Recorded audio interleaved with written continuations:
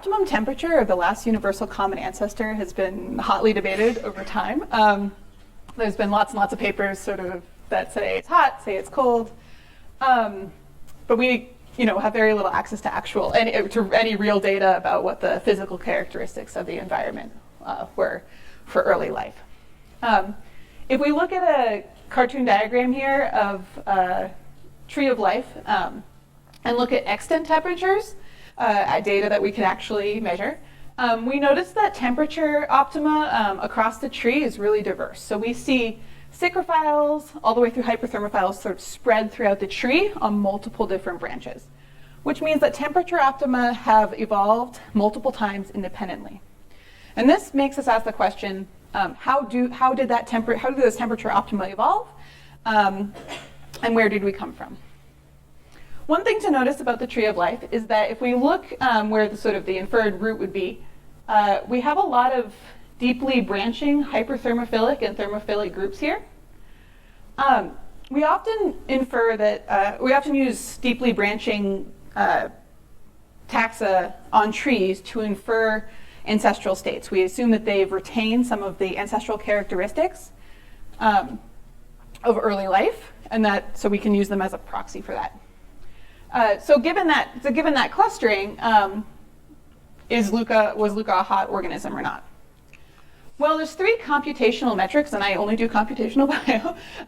There's three computational ways that we can sort of infer temperature of organisms, and I'm just going to go through those three methods pretty quickly. The first is just looking at quantitative values, doing quantitative trait prediction. So one example of that would just be looking at parsimony. Parsimony means looking at the existing data that we have and trying to come up with a model or an explanation that requires the fewest number of changes to arrive at that data. Except for evolution doesn't really work like that. It rarely takes the simplest path. So another way we can do this is by doing Bayesian inferences. And that requires taking phylogenetic trees, which we can do pretty nicely today, even at large scales, and mapping the extant data that we have on that tree. So for example, if these indicate temperature, I give it a tree and a program tree and temperature. And it considers the rates of evolution, i.e. the branch lengths, and we can infer what the ancestral nodes are on that tree. A second method, a computational method, would be to look at the ribosomal RNA GC content. So this is a little diagram of a ribosomal stem and loop structure, RNA stem and loop structure. And since these are single-stranded pieces, the GC bonds, which are 3 hydrogen bonds, provide a little extra stability compared to the 2 bonds of an AU pair. And so what we see is enrichment in the stems for GC in ribosomal RNA. This has been shown in multiple papers to correlate really well with optimum growth temperature. The third computational metric would be to look at the amino acid bias of a genome. So in this case, this particular example, we might expect that amino acids might differ between thermophiles and mesophiles in the same way that GC content might differ based on just the physical and chemical characteristics of the environment. And so in 2007, Zeldovich et al. Just did a statistical correlation to try to find amino acid sets that seem to be correlated with temperature. In this set of 7 amino acids, the Ivy-Reld set was correlated well across bacteria and archaea. So these 3 metrics have been used in, again, multiple papers to make arguments for and against a hot hot LUCA or a cold LUCA. So for example, in 1996, Stetter et al. Used the 16S ribosomal RNA tree, mapped these quantitative traits, i.e. made these branches bold where there were hyperthermophiles, and therefore had this parsimonious explanation that since all the deeply branching lineages were hyperthermophilic, so must LUCA be. Another example is in 1999, Gaultier used this 23S ribosomal RNA tree and looked at the GC content of stems and inferred that the last universal common ancestor was a mesophile. But even in this model, with this conclusion, we're looking at deeply branching lineages. that are thermophilic. So one to notice is the Thermatoga, which is the deepest branch in the bacteria group he used, and is labeled as a hyperthermophile. And a final example is from 2008. Bousseau et al. Looked at, again, last universal common ancestor's temperature, using both 16S ribosomal RNA GC content and an amino acid bias metric, and found a mesophilic, concluded that it was a mesophile, or a low temperature organism. But again, even in this tree, we have deeply branching hyperthermophilic lineages like the Thermatoga showing up.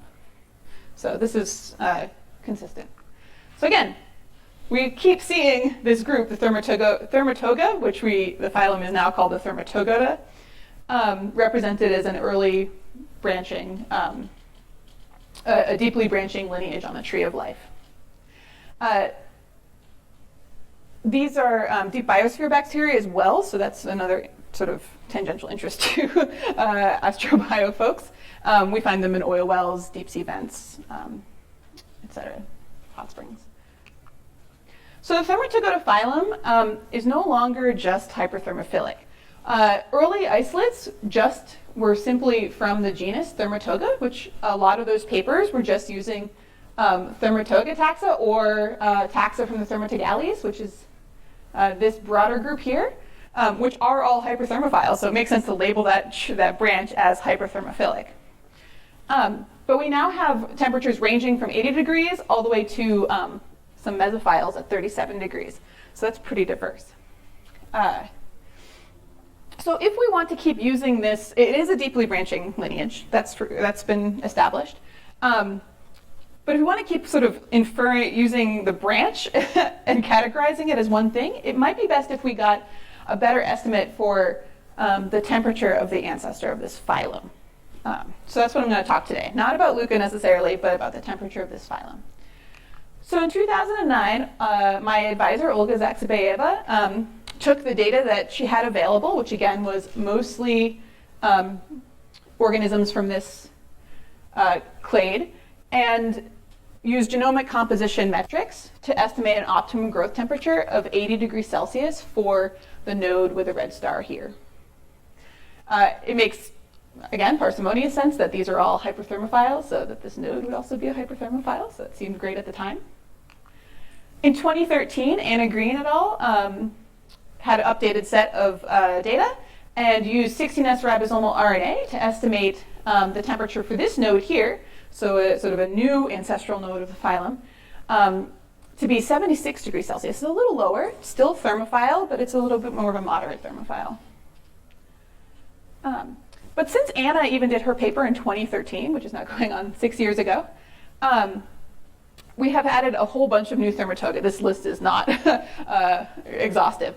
Doesn't really matter what their names are, it just matters that we keep adding temperature diversity. We're not just adding a single temperature to this tree. We're adding temperatures ranging from 79 degrees Celsius to 45 degrees Celsius.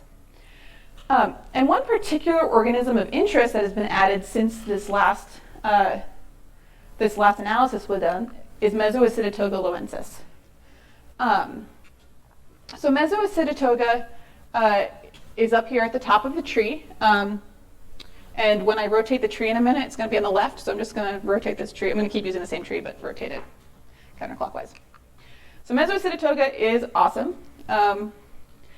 It was found in a hydrothermal vent, the Lao spreading vent. You guys probably know more about that than I do. So it's a deep sea organism, and it is deeply branching, and that's true when we do ribosomal protein phylogenies and 16S ribosomal RNA phylogenies, as well as a bunch of other genes. So it seems to be pretty well established as deeply branching. I can talk more about that later. And since it's deeply branching, we might assume, again, that it would retain some characteristics of early life in this phylum. But it's actually a moderate thermophile. So it's still a thermophile, but just barely at 58 degrees Celsius. So much lower than we would have anticipated given its deeply branching placement. So the question is, does the addition of this Mesoacidigales change the predicted optimum temperature of the phylum, of the phylum's last common ancestor? And again, I use the three methods that I've already gone over.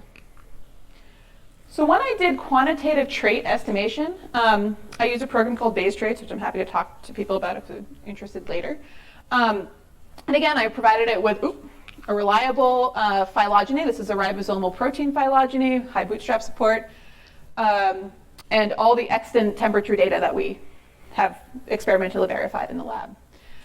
Base traits infers the ancestral nodes, the temperatures of the ancestral nodes, and inferred that the optimum temperature of the last common ancestor was around 65 degrees Celsius. So this is lower than the past two estimates. The previous estimates were for this node and this node. So that was kind of interesting. We also see that hyperthermophily had to arise, and cooling, mesophily, or just a general cooling down of certain branches also arose separately. So we see we don't see one general temperature trend in this phylum. We definitely see variation. When I used the ribosomal RNA GC content, I first checked that the Thermatogoda data still correlates with temperature. So this is just Thermatogoda 16S ribosomal RNA stems, has a nice correlation with temperature on the x-axis and the stem GC content on the y-axis. And then you get the sequences, and I want to first infer the ancestral sequences for each node, calculate the GC content, and then use the GC content to estimate temperature. When I did that, I got an estimate of about 63 degrees Celsius for the last common ancestor of this phylum. And again, hyperthermophily had to arise at one point, and cooling down of other branches had to occur separately. But again, this is pretty close to that base trait estimate of 65 degrees.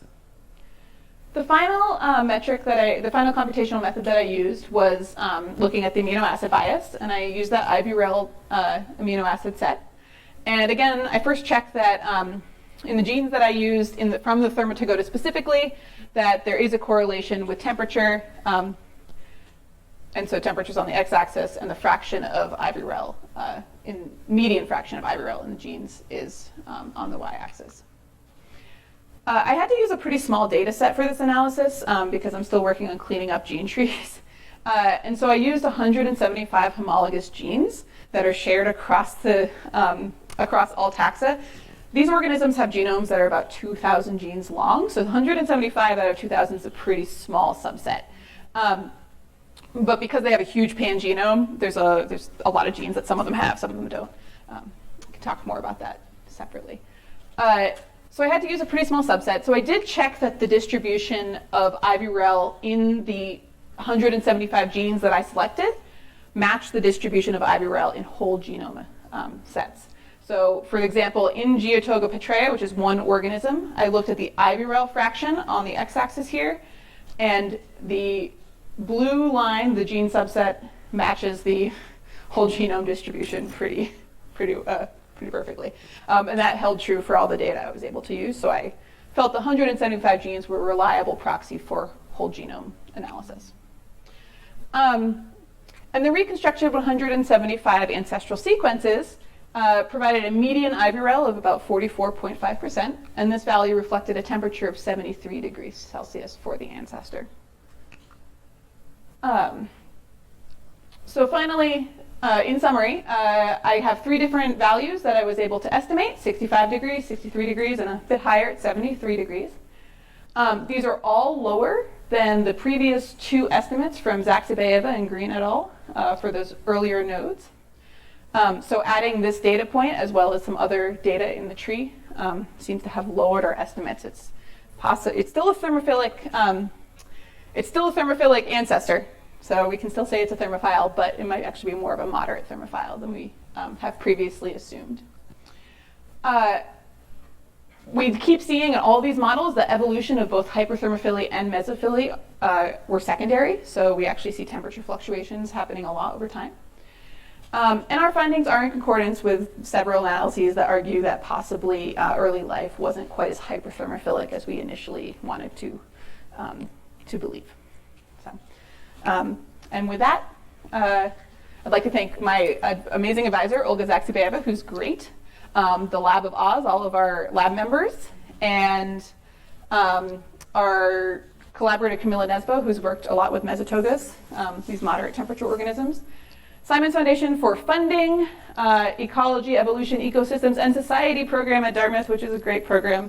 and LL being there, and Dartmouth for all their funding as well. Thanks.